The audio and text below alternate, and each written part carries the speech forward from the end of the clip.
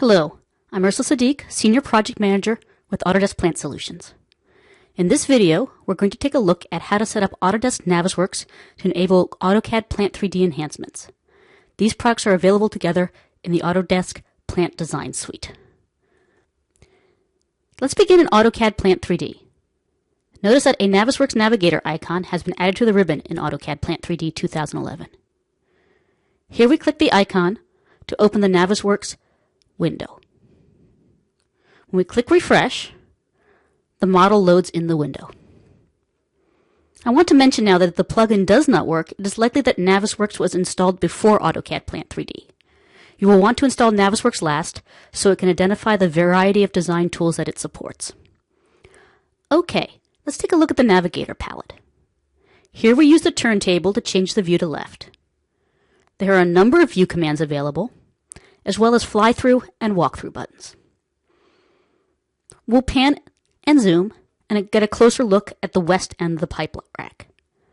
We're going to walk into this pipe rack, look around a bit, and then walk into the building. We can use the orbit camera, and we can do a walkthrough. We can also use the arrow keys to move forward and to turn. Here we'll turn and get inside the pump building. An especially nice feature is the switchback feature. We can set the AutoCAD Plant 3D model view to match our walkthrough location at the press of a button. So if we want to inspect something in front of us, for example in the building, we can set this in the model view. That was how to use the Navis plugin in AutoCAD Plant 3D. Now we're going to leave AutoCAD Plant 3D 2011 and load Autodesk Navisworks. Before we load a model, I want to mention some important setup and installation notes regarding object enablers and file reader settings. The Plant 3D Object Enabler is available for download from Autodesk.com. When you install the enabler, be sure to select Navisworks. In the Navisworks Options Editor dialog, we'll want to change the faceting factor to a value of 4 or higher.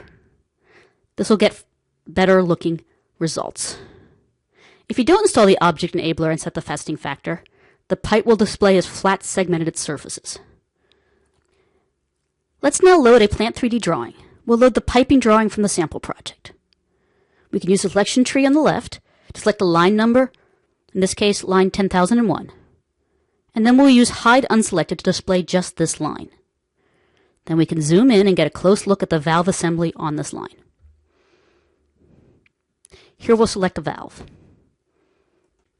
Now if we look at the Properties palette, we can see that AutoCAD Plant 3D component properties are available in Navisworks. For example, we can take a look at the line number and the spec. Again, if the object enablers are not installed, the properties will not display. Next, let's look at the elbow properties for one of the elbows on this line.